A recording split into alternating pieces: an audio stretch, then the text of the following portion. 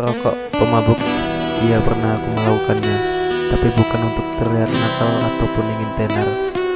Akan kuceritakan padamu betapa nekatnya diriku di saat aku sedang hancur. Karena kamu tak pernah tahu betapa sulitnya aku untuk bangkit merubah diri sendiri. Kupu-kupu pernah menjadi sesuatu yang sangat menjijikan, sebelum akhirnya dia menjadi sesuatu yang sangat indah.